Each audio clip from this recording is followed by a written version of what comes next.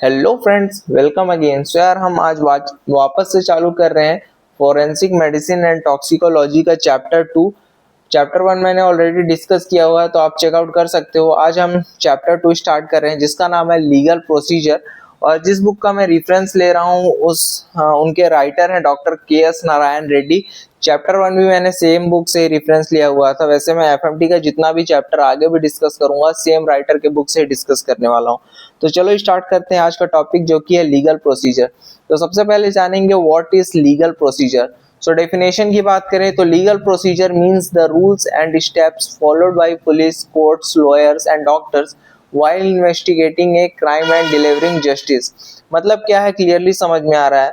Legal procedure मतलब क्या होता है, क्राइम होने के बाद पुलिस हो गए, कोर्ट हो गए, लॉयर और डॉक्टर जो फिक्स प्रोसेस है उसको फॉलो करते हैं। किस लिए फॉलो करते हैं? ताकि सच सामने आ जाए, जस्टिस मिल सके। ठीक है, तो थोड़ा एग्जांपल से समझते हैं कि मतलब लीगल प्रोसीजर होता क्या है। ठीक है, मान लो मर्डर हुआ। ठीक है, तो उसको क्या है, पुलिस जो है वो पुलिस इन्वेस्टिगेट करेगा। ठीक है, डॉक्टर का काम क्या है, डॉक्टर उसको क्या करेगा, पीएम करेगा, बोले तो पोस्टमार्टम करेगा, एविडेंस कलेक्ट करेगा। ठीक है, मतलब एविडेंस इससे कलेक्ट होगा। ठीक, कोर्ट फिर क्या करेगा, ट्रायल करेगा। फिर क्या करेगा, जज उसका डिसीजन निकालेगा कि उसके अकॉर्डिंग, मतलब हर चीज को फॉलो करते हुए पुलिस के, मतलब मर्डर हुआ, पुलिस के पास गया, डॉक्टर पोस्टमार्टम किया, एविडेंस कलेक्ट हुआ। एविडेंस कलेक्ट के बाद क्या होगा, कोर्ट में ट्रायल करेगा, फिर जज डिसीजन देगा। तो उसी के अकॉर्डिंग क्या हुआ, ये स्टेप फॉलो हुआ, उसके बाद जस्टिस मिला। ठीक है, तो समझ गया लीगल प्रोसीजर होता क्या है। ठीक है, अब आ जाते हैं इंपॉर्टेंट लॉज। इसको अच्छे से समझना, ये पूरे एफएमटी में ये बहुत ज्यादा जरूरी चीज है। ठीक है, तो पहला है इंडियन पीनल कोड, जिसको बोला जाता है आईपीसी। सुने भी होंगे कि आईपीसी, बहुत बार हम आपस में भी बात करते हैं तो आईपीसी आईपीसी आते रहता है। ठीक है, तो IPC means Indian penal code. ठीक, आईपीसी होता क्या है, यहाँ देखते हैं। इंडियन पीनल कोड, ठीक है, IPC defines crime and punishment in India. ठीक, मतलब आईपीसी बताता है कौन सा काम क्राइम है और उसकी पनिशमेंट क्या होगी। ठीक है, मतलब क्या तुमने ऐसा काम किया है जो क्राइम है और उसका पनिशमेंट क्या क्या हो सकता है। जैसे कि मान लो एग्जाम्पल में मर्डर हो गया, ठीक है, थेफ्ट हो गए, असॉल्ट हो गया, ठीक है, या फिर रेप हो गए। This all are the kind of किस टाइप का क्राइम है। ठीक है, ये आईपीसी डिसाइड करेगा कि कौन सा क्राइम है और उसकी क्या क्या पनिशमेंट होगी। ठीक है, मतलब तुमने कौन सा गुनाह किया है वो आईपीसी तय करेगा कि उसमें तुमको क्या क्या पनिशमेंट मिलेगा। ठीक है, सो इंडियन पीनल कोड क्या है, समझ गया। नेक्स्ट अब हम आ जाते हैं जो कि है दूसरा, क्रिमिनल प्रोसीजर कोड, बोले तो सीआरपीसी। सी के बाद ये आर छोटा है, पी और सी है वो थोड़ा बड़ा है। ठीक है, तो इसमें कंफ्यूज नहीं होना। सीआरपी क्या है, इसका डेफिनेशन देखते हैं। CrPC explains how criminal cases are investigated and tried. ठीक है, मतलब क्राइम होने के बाद पुलिस और कोर्ट को क्या क्या करना है वो सीआरपीसी बताता है। ठीक है, मतलब जैसे मान लो क्राइम हुआ, ठीक है, उसके बाद पुलिस और कोर्ट क्या क्या काम करना है उसका, मतलब क्या क्या करना है वो सीआरपीसी बताएगा। ठीक है, आईपीसी और सीआरपीसी में बहुत ही ज्यादा अंतर है। ठीक है, आईपीसी का मतलब समझ गया, बोले तो आईपीसी बताता था कि कौन सा मतलब काम क्राइम है और उसका क्या क्या पनिशमेंट होगा। ठीक है, और सीआरपीसी में क्या है, सीआरपीसी क्या बताता है, क्राइम होने के बाद पुलिस और कोर्ट को क्या क्या करना है वो सीआरपीसी बताता है। ठीक है, मतलब एक भाषा में बोला जाए तो CrPC equal to how to handle a criminal case. ठीक है, क्रिमिनल केस, समझ गए। सीआरपीसी आईपीसी समझ गया। नेक्स्ट आ जाते हैं आईईए, बोले तो Indian evidence act. Indian evidence act से ही समझ में आ रहा है, it tells the court what evidence can be accepted. मतलब अब कुछ भी लेके जाओगे एविडेंस के तौर पे तो ऐसा तो है नहीं कि कुछ भी एक्सेप्ट हो जाएगा। ठीक है, तो मतलब कोर्ट में कौन सा एविडेंस माना जाएगा और कौन सा नहीं, ये एविडेंस एक्ट बताता है। ठीक है, अब ऐसा तो नहीं है कि कुछ भी उठा के ले जाओ उसको एविडेंस बोला जाए। ठीक है, एविडेंस का भी एक वो होता है कि कौन सा एविडेंस एक्सेप्ट है कौन सा नहीं है, तो वो डिसाइड होता है इंडियन एविडेंस एक्ट के तहत। ठीक है, सो ये था कुछ तीन इंपॉर्टेंट लॉस जो बहुत ही ज्यादा इंपॉर्टेंट है, आप एक बार समझ लेना, क्योंकि एग्जाम में ये सब आते रहता है, नहीं भी आ गया यार तो ये जानना बहुत ही ज्यादा जरूरी है। ठीक है, नेक्स्ट हम आ जाते हैं क्रिमिनल लॉ। ठीक है, क्रिमिनल लॉ क्या होता है?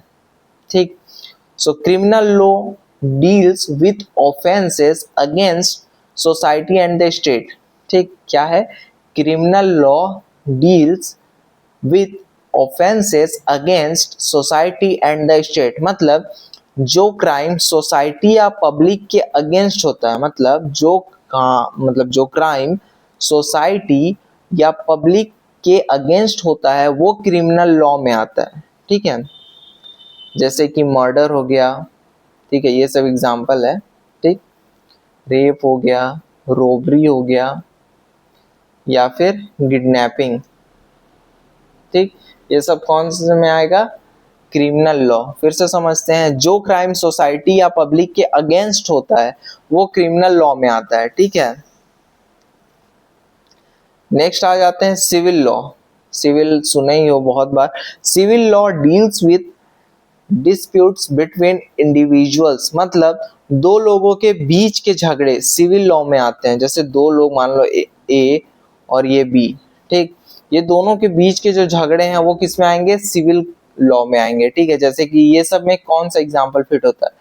प्रॉपर्टी से रिलेटेड, जैसे कि प्रॉपर्टी डिस्प्यूट, ठीक, मनी डिस्प्यूट, ठीक, डिवोर्स, या फिर कॉन्ट्रैक्ट से संबंधित कुछ भी चीज। ठीक है, मान लो कि एक एग्जांपल ले लो, राहुल मान लेते हैं या फिर वर्सेस रोहन। ठीक, तो ये दोनों के बीच का जिस मामले में इनका लड़ाई चल रहा है, ये नहीं सुलझा पा रहे हैं, तो इनका जो केस है वो किस में जाएगा? सिविल लॉ के अंडर आएगा। सिविल लॉ बेसिकली होता है क्या? दो लोगों के बीच के जो भी मसले हैं या झगड़े हैं, ठीक है, तो वो सब जितना भी झगड़ा वाला चीज है वो किस में आता है? सिविल लॉ में आता है। ठीक है, अब आ जाते हैं यहाँ पे अपन थोड़ा सा डिफरेंस देख लेते हैं कि क्रिमिनल लॉ और सिविल लॉ में अंतर क्या होता है। ठीक है, दोनों में क्या क्या बेसिक अंतर है। तो देखो, क्रिमिनल लॉ में क्राइम अगेंस्ट सोसाइटी, ठीक है, मतलब इसमें मेन जो क्राइम होता है ना वो इसके अंदर आता है। ठीक है, जैसे कि मर्डर हो गया, रेप हो गया, इस टाइप के चीज जो आते हैं वो क्रिमिनल लॉ में आते हैं,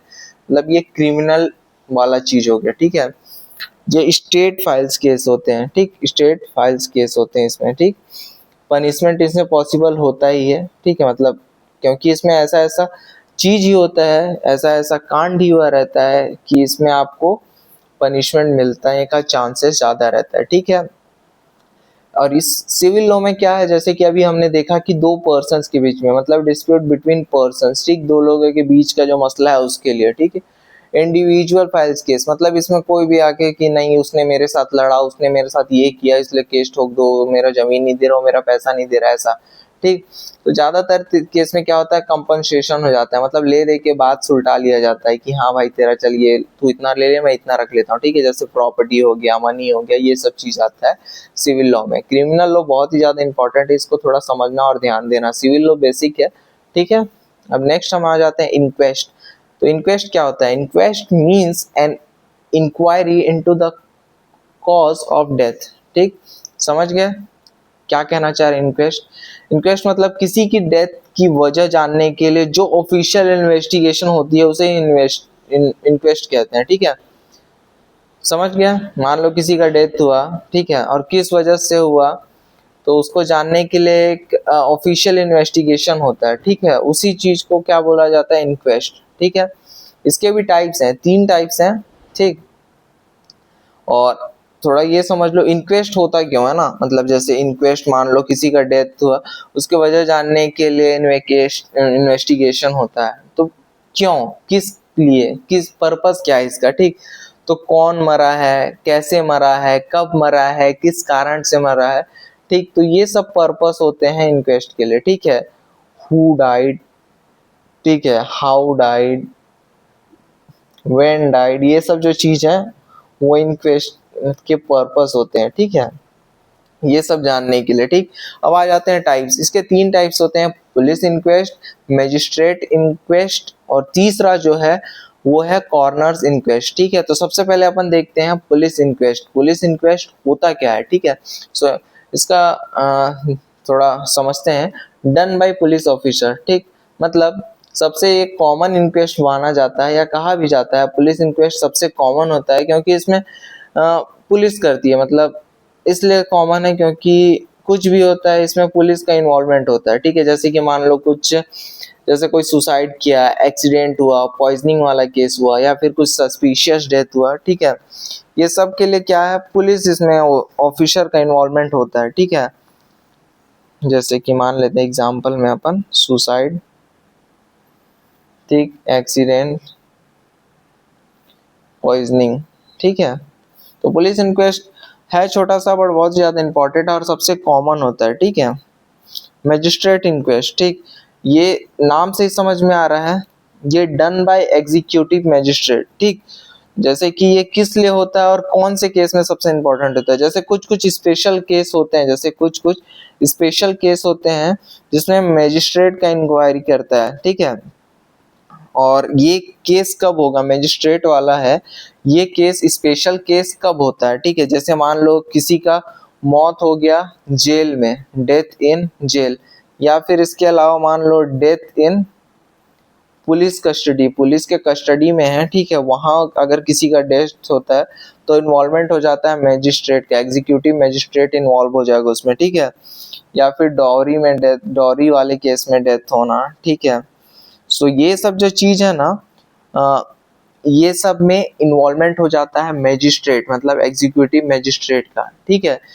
क्योंकि ये एक प्रोसेस है, मान लो जैसे पुलिस के अंदर आया कुछ इन्वेस्टिगेट करने के लिए, पुलिस के कस्टडी में है कोई पर्सन, ठीक है, बट उनके कस्टडी में या जिस वजह से भी हो या कुछ भी कारण हो, ठीक है, उनका डेथ हो जाता है उनके कस्टडी में, ठीक है, तो फिर उस चीज को इन्वेस्टिगेट करने के लिए इन्वॉल्वमेंट होगा मैजिस्ट्रेट का, ठीक है।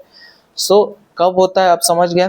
नेक्स्ट आ जाते हैं कॉर्नर्स इनक्वेस्ट, ठीक, ये कंडक्ट किया जाता है कॉर्नर्स के द्वारा और ये उतना इम्पोर्टेंट नहीं है, ठीक है।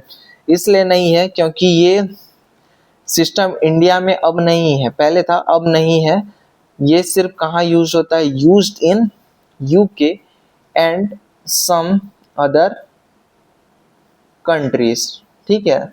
सो ये उतना नहीं है इम्पोर्टेंट, बस टाइप्स है इसलिए आपको मैं बता दे रहा हूँ, ठीक है। नेक्स्ट आ जाते हैं अपन कोर्ट्स इन इंडिया, कितने कोर्ट्स हैं इंडिया में, ठीक। सो सबसे पहले जान लो supreme court, next is high court, then session court and last one is magistrate court, ठीक है। तो अब थोड़ा डिटेल में समझते हैं कि सुप्रीम कोर्ट क्या होता है, ठीक है। सुप्रीम कोर्ट सबसे हाईएस्ट कोर्ट होता है इंडिया का, ठीक है।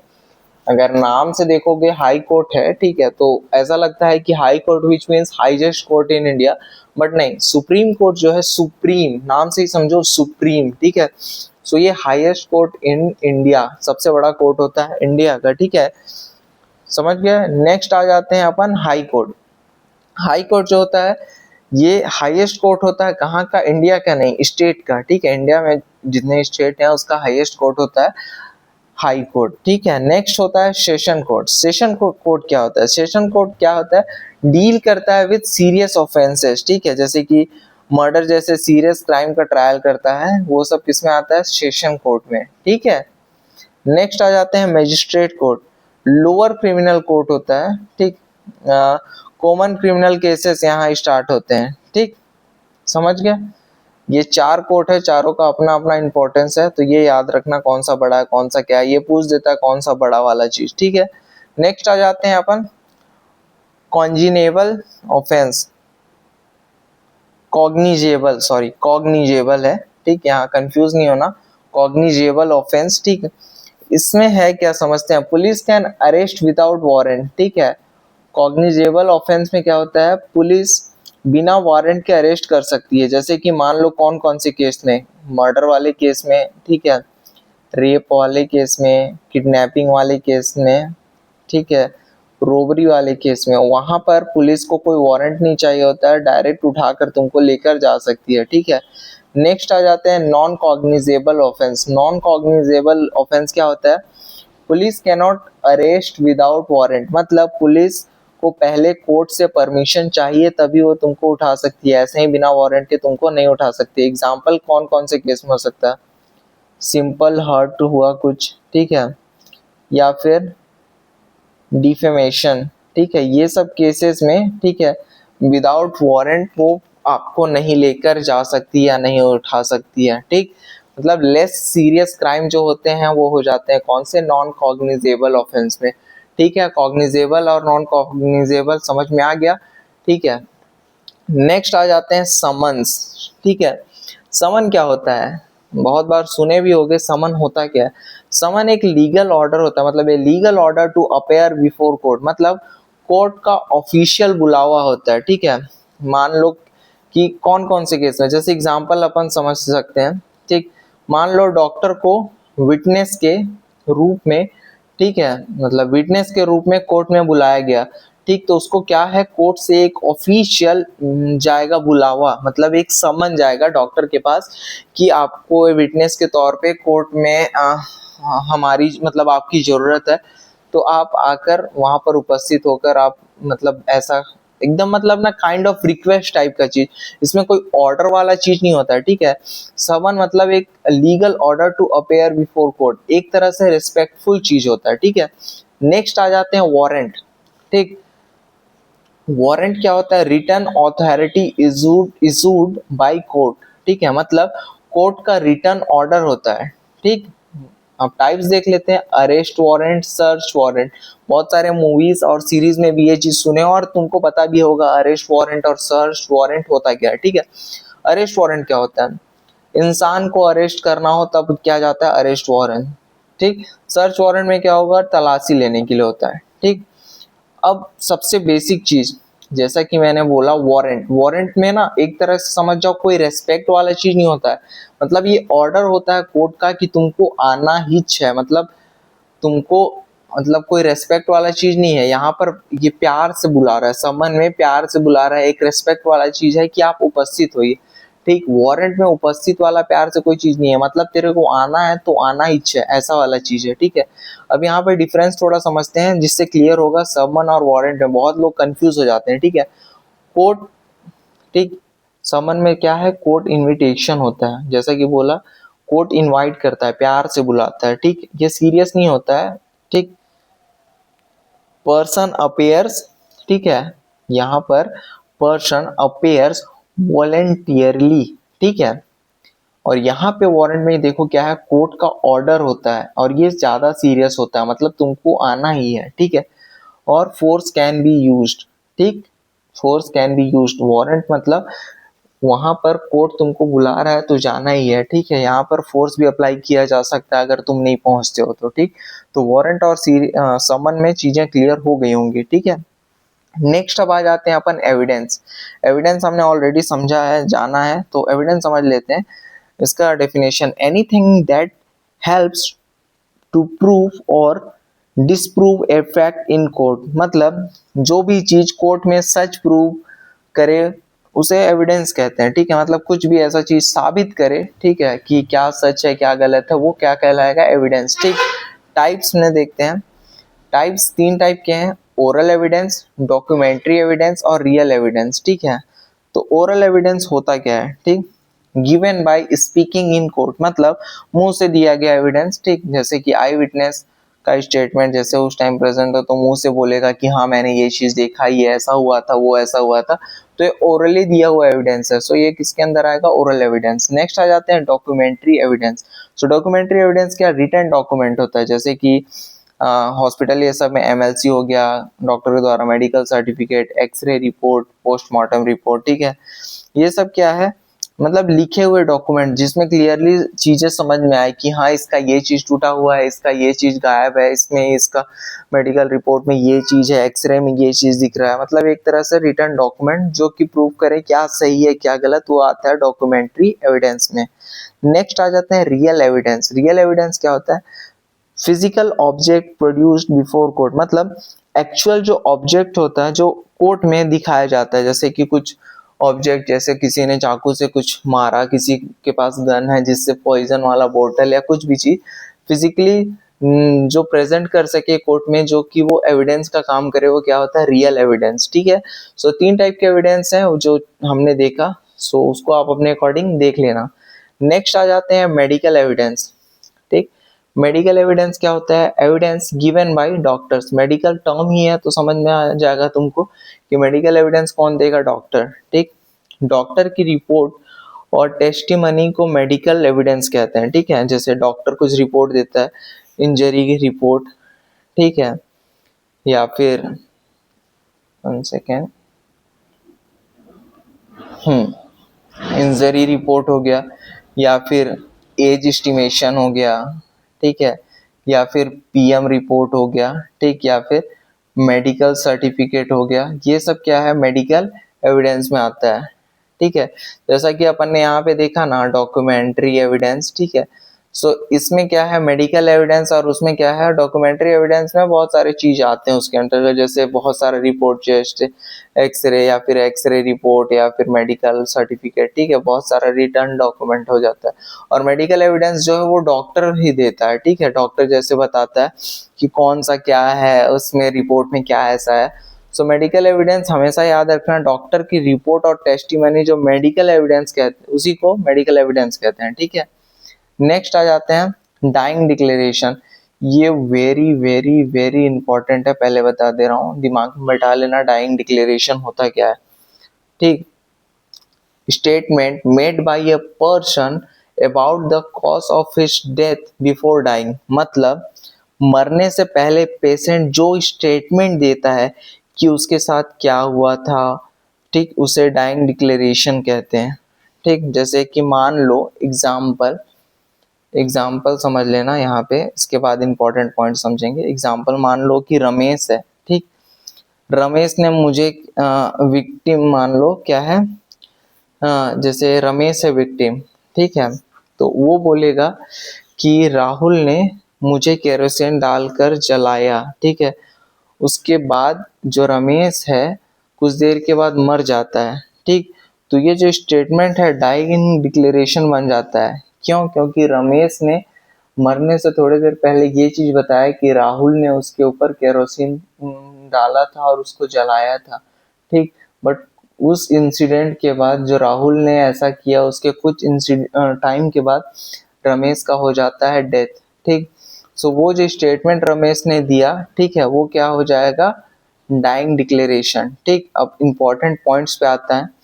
ठीक, ये यूजुअली रिकॉर्ड बाय मैजिस्ट्रेट। ये सिर्फ मैजिस्ट्रेट, ज्यादातर केसेस में मैजिस्ट्रेट इस चीज को रिकॉर्ड करता है। ठीक, यहाँ पे ओथ ये सब का कोई भी रिक्वायरमेंट नहीं होता है, क्योंकि उस टाइम डाइंग मरने के समय में अगर वो कुछ स्टेटमेंट दिया है तो उस टाइम ओथ ये सब का कोई भी जरूरत नहीं होता है। Can become strong evidence. ये जो एविडेंस है होता है, ये जो स्टेटमेंट होता है बहुत ही बड़ा और बहुत ही तगड़ा एविडेंस का भी काम करता है। ठीक है, तो ये बहुत ही ज्यादा इंपॉर्टेंट है, इसको अच्छे से समझ लेना। कुछ समझ में नहीं आता है तो कमेंट करके पूछ लेना, बहुत ही ज्यादा इंपॉर्टेंट है। ठीक है, नेक्स्ट आ जाते हैं अपन विटनेसेस। ठीक है, विटनेसेस होता क्या है? कॉमन विटनेस, एक्सपर्ट विटनेस और हॉस्टाइल विटनेस। विटनेस मतलब समझ गए होता क्या है? ठीक, विटनेस जैसे मान लो कि एक विटनेस जो चीज बताएगी क्या है, ठीक, जैसे जिसने इंसिडेंट अपनी आंखों से देखा हो। ठीक है, तो ये विटनेस के अंदर आते हैं। अब कॉमन विटनेस क्या है, एक्सपर्ट विटनेस क्या है और हॉस्टाइल विटनेस क्या है, तो ये तीनों समझते हैं। ठीक है, ये इसके टाइप्स भी हैं। ठीक है, तो कॉमन विटनेस क्या है? जो person who directly so the event, मतलब जिसने इंसिडेंट अपनी आंखों से देखा, जैसे रोड एक्सीडेंट हुआ तो उसका मैं विटनेस हूँ या फिर कोई और विटनेस है। ठीक है, तो ये कॉमन विटनेस में आ जाता है। एक्सपर्ट विटनेस क्या होता है? ठीक है, पर्सन विद स्पेशल नॉलेज। ठीक है, जैसे मान लो डॉक्टर हो गया, ठीक, उसके पास एक स्पेशल नॉलेज है, या फिर फिंगरप्रिंट एक्सपर्ट हो गया, हैंड राइटिंग एक्सपर्ट हो गया। दिस आर, मतलब ये जो पर्सनालिटीज होते हैं ये काइंड ऑफ स्पेशल नॉलेज होते हैं इनके पास। ठीक है, तो इनका दिया हुआ स्टेटमेंट काइंड ऑफ थोड़ा स्पेशल होता है क्योंकि इनके पास स्पेशल नॉलेज होता है।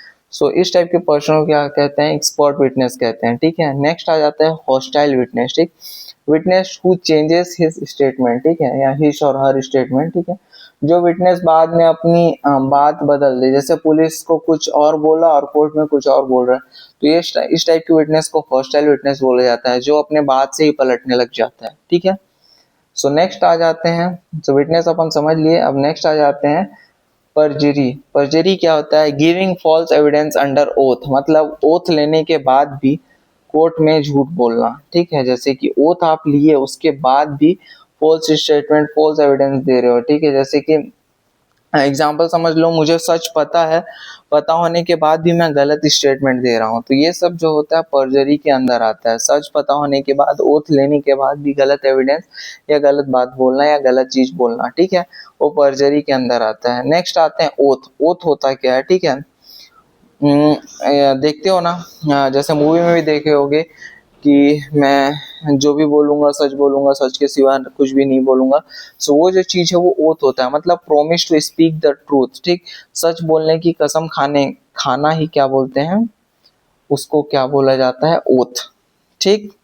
नेक्स्ट आ जाते हैं एग्जामिनेशन ऑफ विटनेस, ठीक, एग्जामिनेशन ऑफ विटनेस। इसमें तीन चीज आपको देखने को मिलेगा एग्जामिनेशन ऑफ विटनेस में, examination in chief, cross examination और री एग्जामिनेशन, ठीक।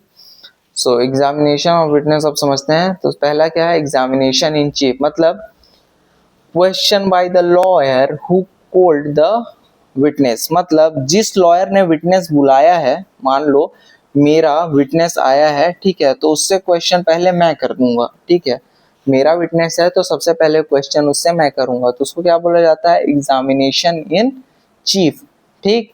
उसके बाद आता है दूसरा क्रॉस एग्जामिनेशन, ठीक, क्वेश्चन बाय ऑपोजिट लॉयर। तो मान ले कि मेरा जो विटनेस है उससे पहले मैं क्वेश्चन कर लिया, ठीक, बट जो मेरा ओपोजिशन वाला है क्रॉस एग्जामिनेशन के अंदर आएगा, अब वो क्वेश्चन पूछेगा, ठीक है, वो मेरे ऑपोजिट में है लॉयर, तो वो मेरे वाले विटनेस से क्वेश्चन पूछेगा, ठीक है। तो वो जो चीज है उसको क्या बोला जाता है, क्रॉस एग्जामिनेशन, ठीक। और ये क्यों किया जाता है, पर्पस क्या है ये बार बार, ठीक है, पर्पस ये होता है स्टेटमेंट की सच्चाई चेक करना। जैसे मेरा विटनेस है तो मैं अपने हिसाब से उसको बुलाया, ठीक, मैं उससे क्वेश्चन पूछा, तो वो क्वेश्चन तो मेरे अकॉर्डिंग देगा, तो उस स्टेटमेंट जो उसने दिया उसको जानने के लिए कि उसमें कहाँ तक सच्चाई है, क्रॉस एग्जामिनेशन करता है, मेरा ऑपोजिशन जो लॉयर है उससे क्वेश्चन करेगा, ठीक है।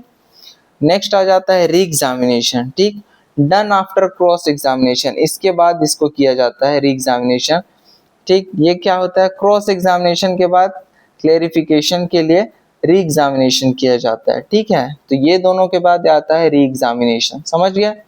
अब आ जाता है चैन of custody. Chain of custody क्या होता है, ये लास्ट टॉपिक है इस चैप्टर का, चैन ऑफ कस्टडी, ठीक। Proper record of evidence from collection to court, मतलब एविडेंस किस किस के पास गया उसका कंप्लीट रिकॉर्ड, ठीक। चैन ऑफ कस्टडी समझ में आ गया। अब समझो, देखो, मान लो ये क्राइम सीन है, ये क्राइम सीन है, क्राइम सीन में, ठीक, पुलिस आए, ठीक, पुलिस ने जो भी चीज कलेक्ट किया या जो भी था, उसके बाद कहाँ गया, पुलिस के बाद से कहाँ गया, फोरेंसिक लैब गया, फोरेंसिक लैब गया, ठीक, फोरेंसिक लैब से कोर्ट में आया, ठीक। तो ये जो चैन है, ठीक है, क्राइम सीन से पुलिस के पास, पुलिस के बाद फोरेंसिक लैब, उसके बाद कोर्ट, तो ये जो चैन है, ठीक है, वो हर चीज रिकॉर्ड किया जाएगा कि ये जो एविडेंस है सबसे पहले कहाँ गया, कहाँ मिला, फिर सबसे पहले किसने कलेक्ट किया, फिर उसके बाद कहाँ गया, फिर कब कोर्ट में आया, ठीक है। तो proper record of evidence from collection to court, वही क्या कहलाता है, चैन ऑफ कस्टडी, ठीक। तो देखो यार, ये था चैप्टर 2 का इंपॉर्टेंट चीज, थोड़ा शॉर्ट लग सकता है क्योंकि मैंने सिर्फ एक्सप्लेन किया है, ज्यादा डेफिनेशन अगर मैं लिखने जाऊंगा तो दिमाग का दही हो जाएगा, वीडियो बहुत ज्यादा लंबा होगा।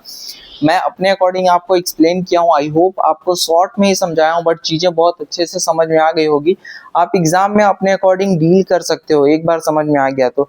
अब देख लेते हैं इंपॉर्टेंट एग्जाम क्वेश्चंस इसी चैप्टर का क्या क्या बहुत ही ज्यादा इंपॉर्टेंट है, ठीक है। तो सबसे पहले देखो, मैंने 10 क्वेश्चंस इसमें सेलेक्ट किए हैं।